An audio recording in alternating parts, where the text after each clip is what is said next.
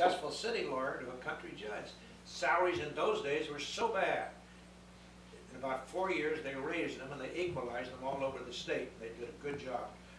Don't feel sorry for judges now. They get a good salary. And I got a good salary after 4 years. What year? It was in Switzerland, and you were in New York, and Molly was Stanford, and Joe was at Bellarmine. No. My education costs were considerably more than my income. Oh my goodness. But I had a little reserve I'd build up in my law business, and not a big reserve, but I'd build up a nice reserve, and we made it work, God bless her. Any regrets? What? Any regrets? No regrets. Oh, we had a happy life, but those 15 or 20 years in Mariposa were great years. A different county at one time or another. How many are there? 50? What? There are what, 52 counties in California? 58, I think. I said most of them. Yeah. Well, is that just for experience?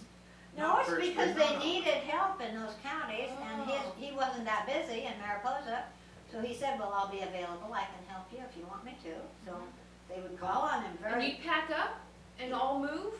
Oh, no, Oh, half the okay. time he would stay home. Oh, He okay. didn't- In fact, you had the ranch house, We still had our home in Mariposa. the home that we all know. That's right, very that's well. right. That's another plus for your grandmother. It was bad enough when I was in the music going every night. Then we had a few years in San Francisco practicing law when I wasn't going every night. Then I became a country judge and I was gone much of the time. I tried to stay in the Central Valley and come home nights. I'd go to Los Angeles for a month and come home on weekends, or San Francisco for a month and come home on weekends. Of course, the travel then wasn't as easy as it is now, though. So taking a little jaunt down to Los Angeles was probably not the 6-hour drive that we can make it now. Oh, we flew. Poaching on somebody's property. That would be in the justice department. I got everything over $1,500 in civil litigation and all felonies. It was the first time driving that wasn't a felony. But if any felony, I got. We didn't have much. Judge in Mariposa County to this day can do his whole calendar 1 day a week on an average. Now, some days he has to try a case for 3 days, but on an average, the business doesn't take more than 1 day a week. So if you're willing to work, as I was, you could. Other counties, Los Angeles, they're 5 years behind in their trials. I can imagine. So That's I was being sent all over the state. I got a story on Ron. I mean, not on Ron, Peter Ron.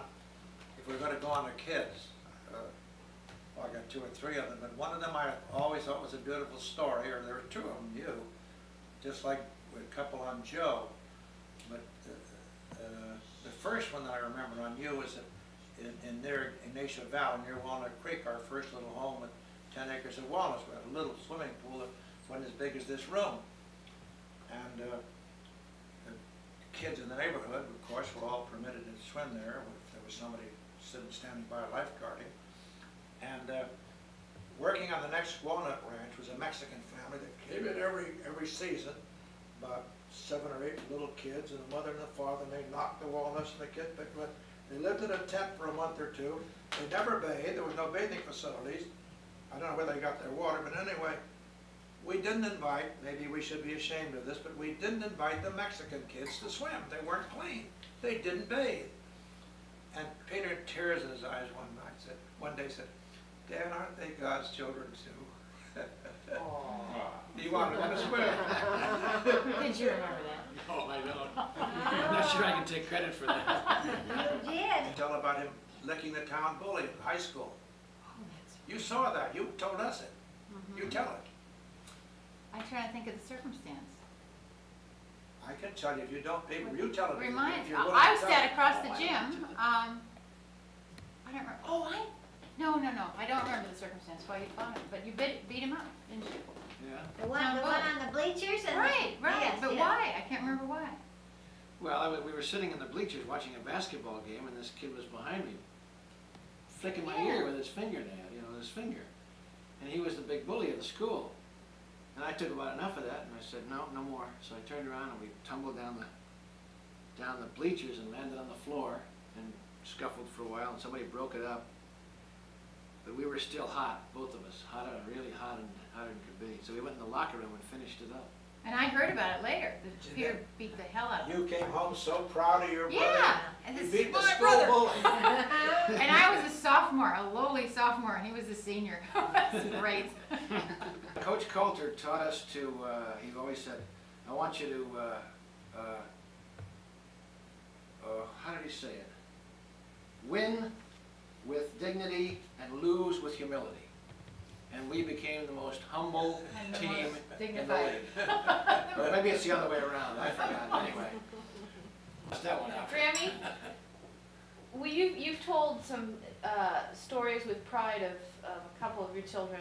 What's the most embarrassing thing or the worst thing that Dad ever did as a child? We were told not to roast them, so let's roast the others. Roast your own There you parents. That's right. Tell an embarrassing Tell story. them there were none. He was a perfect child. Oh, you had some good stories about Joe. That's right. Is he the only one? No, But Joe your was dad, your dad did a dreadful thing to his little Molly once. What? He didn't mean to do it, but he did it. What he Does did. he remember? Do you remember? I don't He know. pulled her on his flexi down the bumpy old road. Well, that wasn't on purpose. That wasn't What's a embarrassing, and flexi? it wasn't deliberate, it was just It's a a very sad sled thing. that has And little she handles. went, the flexi, you know, that was a very popular thing for kids to have then. It had no sides and it went lickety-split, where if you went down a hill, wow, you couldn't stop. But we didn't have any hills, we were in the flat, so he made it go lickety-split with his little sister, who was probably a year and a half, this lovely little golden-haired Molly girl.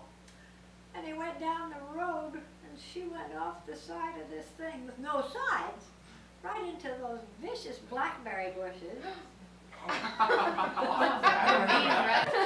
Oh, my. I I can, of course, remember. when you locked us in, me at least, I think Molly too, in the squash court. Oh You my. remember that? The walls were this thick. And the squash court, I was about 8 when we moved there, wasn't I? Yes. The squash court, I can only describe it as a handball court now. You know, all walls are thick, and Like a racquetball. in those court. days you were locked in. I mean, for an 8-year-old kid, there's no way you can open that door. But Peter locked us in and turned the lights off. Well, I've never been so scared in my life. you must have deserved it. Oh, I guess I did. That's where you got the ideas for Bobby, huh, Mark? That's nice. It's called Which is the the best. pecking order, huh? He deserved it. Yes, yes. I'll never forget when Bobby was little. I'll never forget when Bobby was little and I thought I wasn't going to survive him. And you looked at me with a smile on your face, shook your head and you said, "Don't worry, he'll be okay. He's just another Joey." Right? Remember that? Yes. And you were right. Well, Yeah. about the subject of a terrible roast, everybody had a story on I wish I Joe. were there for that. I hear. He deserved it. Well, I must tell you, the other side did. of Look it, at gracefully. He did. Joe did many beautiful things. He was never a vicious kid, but he was full of mischief. And one of the things Mom reminded me of yesterday when we talked about this was the time that, and a storekeeper across the street, Joe was driving our pickup down through town and he saw something over on the sidewalk of somebody kicking an old man, had knocked him to the street and kicking him. Joe stopped the automobile, left it right in the middle of Highway 140, went over and grabbed the guy and shoved him and he said, "Cut it out." And he broke it up and he knocked the guy against the wall and knew that the other guy got up and he went on in his way. But Joe never told us that. But Les Trabucco said, "Did you know what Joe did one day?" I said, "I never heard of it before." That was one of the nice stories about Joe. Juvenile court, as well as every other type of judge, you had to be up in a one-county judge court and one judge county. And he was in high school, his last year in high school, and also played on a team that never won a game. But the guys after Friday night, after something or other, decided to go out and raise a little hell. And they talked over what they would do, and Joe said, "If you guys don't mind, I'll excuse myself and go home." He said, "Whatever we do, we're gonna get in trouble. I might embarrass my dad, which I can't do because he's a juvenile judge. You guys know this." I thought it took a lot of guts to do that. I've ever had one on on our 25th wedding anniversary. I decided a few months ahead of time to give a total surprise to Katharine. We were in Mariposa then. Jeanette was in school in New York, and I said when she was home at Christmas, "Do you think if I sent you a plane ticket, the nuns would let you come home for our anniversary? She said, sure, if you send me a ticket. And so we arranged to invite 25 of our oldest and dearest friends from out of town. And we did. And so on the afternoon before the anniversary, as a ruse, I drove Catherine to Merced, the shop ostensibly, while Peter and Jeanette could get to Mariposa without being seen, and her mother and dad, and my sister and brother-in-law could get to Mariposa. So we did, and we got back and came into the patio, and in the window was her mother and father. Oh, on the way up, she almost cried. She said, you know, I'm hurt. No one in our family has sent us a card or a telephone call about tomorrow. I'm hurt. She walked up to the house, and here was her dad in the window. She said, oh, there's Dad. She went in the kitchen, and the piano was playing. Jeanette, piece she played so beautifully was Claire de Lune, my favorite. And here was Jeanette playing Claire de Lune. And Catherine happened to look through divided the dining room from the living room. She said, you know, Molly and Jeanette are getting to look so much alike. And I said, well, look again. And there was Jeanette playing piano. She hadn't expected it.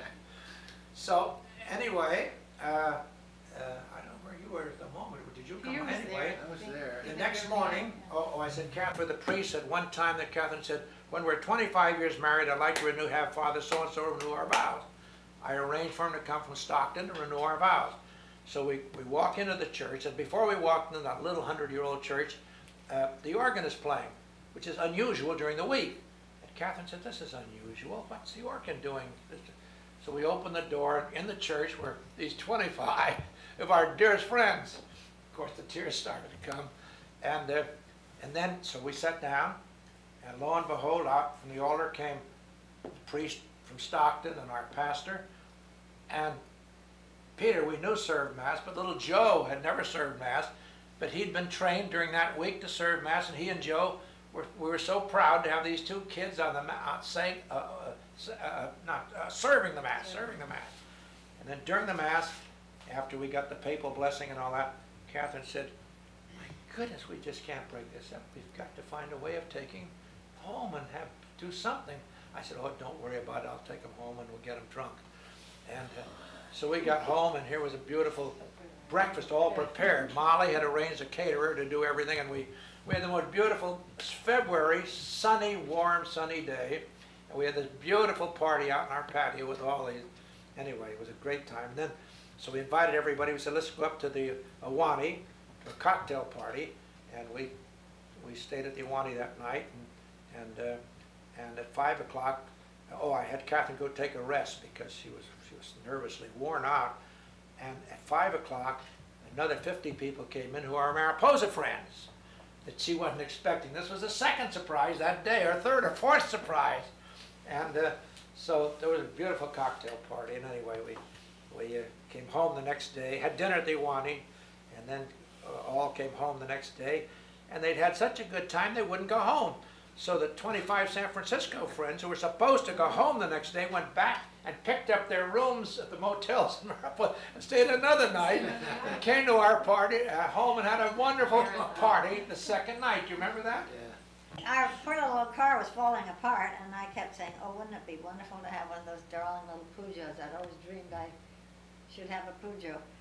So by gum, if he didn't have somebody come and remove our old car, it was a pickup, wasn't it? From the garage, and put the little brand new Peugeot in the garage, and then Barbara Lortzen took a ribbon and tied it to the back of the car and went around the whole house with this ribbon. She kept tying it together, went down by the swimming pool and the back of the house, by the back, and all the way, even went through the house part of the time. Yeah, sure, went all through the house. Out to the car, and there was my Peugeot. I thought, how marvelous if we could really surprise him.